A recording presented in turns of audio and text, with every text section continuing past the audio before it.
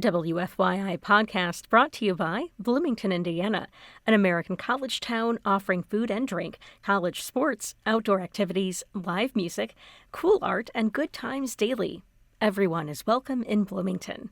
More information at visitbloomington.com.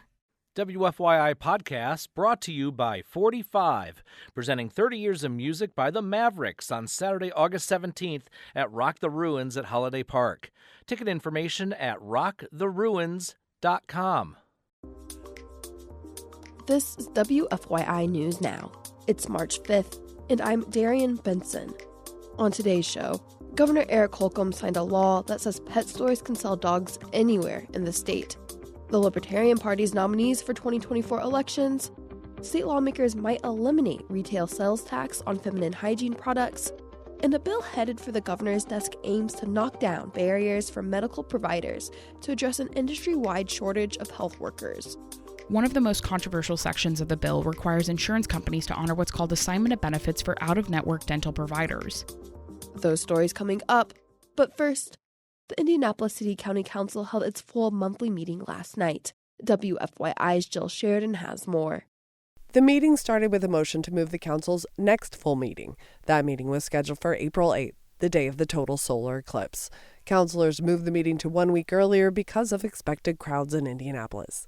A new proposal introduced to the council sets up funding for an affordable housing project on the far east side. The project will use pilot, or payment in lieu of taxes, that gives developers tax breaks in exchange for deeper rent affordability. The project aims to bring 200 new units for low and moderate income families. The agenda also included proposals to approve newly appointed leaders, including Christopher Bailey as chief of the Indianapolis Metropolitan Police Department and a new director of the Department of Metropolitan Development. I'm Jill Sheridan. Pet stores will be able to sell dogs anywhere in Indiana, even in communities where those sales are banned by local ordinances, under a bill Governor Eric Holcomb signed into law yesterday. The controversial measure eliminates nearly 24 such ordinances, and it establishes new care standards and requires pet stores to register with the state in order to sell canines. Proponents argue it will enhance quality and safety for dogs by requiring breeders to adhere to a canine care certification program developed at Purdue University. Those guidelines aren't accessible to the public, and smaller breeding operations don't have to follow them. The bill requires pet stores to only accept dogs from breeders that follow the Purdue standards, again, with exceptions for smaller operations. The stores must also be inspected by the State Board of Animal Health as part of the legislation, but those inspections won't begin until at least July of 2025, while the local ordinances will be eliminated in July of this year.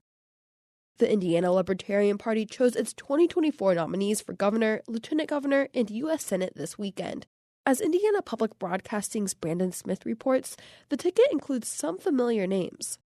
Donald Rainwater will lead Indiana's Libertarian Party ticket, making a second consecutive run for governor. In 2020, Rainwater, a software engineer, garnered the highest vote total by a Libertarian candidate in state history, earning more than 11% in the gubernatorial race.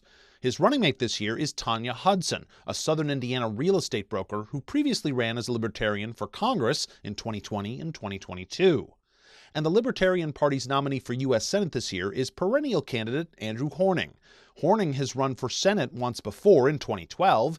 He's also been the party's nominee for governor twice and run for Congress as a Libertarian 5 times. For Indiana Public Broadcasting, I'm Brandon Smith at the State House. Indiana currently charges 7% sales tax on products such as tampons, pads, and menstrual cups. An amendment to a wide-reaching fiscal bill could make Indiana the 30th state to eliminate retail sales tax on feminine hygiene products. Indiana's tax on period products is one of the highest in the country, according to Alliance for Period Supplies. Representative Carrie Hamilton has been working to get language to exempt these products from the state retail tax since she was elected in 2016 and spoke in favor of the proposal. She says this is critically important change, and these products are essential to the health of people with periods. Just like food and prescriptions and medical devices, these products should be exempt from taxation. The House approved the bill unanimously. It now heads back to the Senate, where lawmakers expect to negotiate language in other sections of the bill. And for our final story today, lawmakers are eliminating barriers for medical providers to address an industry-wide shortage of health workers. As Indiana Public Broadcasting's Abigail Ruman reports, legislation headed to the governor would also establish requirements for the state's new Medicaid program. The bill creates payment requirements and deadlines for managed care entities during the implementation of the new Pathways for Aging program, a move that could better support facilities and providers during the transition. The legislation also would make it easier for nurses from other countries to be licensed in Indiana and would change requirements for health facility administrators. The author of the bill says this will remove barriers to make it easier for providers to practice in the state. One of the most controversial sections of the bill requires insurance companies to honor what's called assignment of benefits for out-of-network dental providers. Assignment of benefits is a legal agreement that allows providers to receive payment on the patient's behalf if the patient chooses. The author says this will support dental providers who work as small business owners in Indiana. For Indiana Public Broadcasting, I'm Abigail Ruman. That's all for today's episode of WFYI News Now.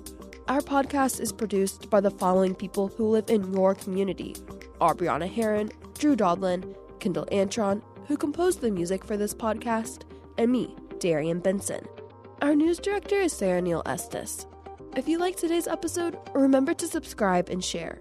And follow WFYI on Instagram, Facebook, and YouTube to check in on our newsroom throughout the day. Thanks for listening. We'll be back tomorrow.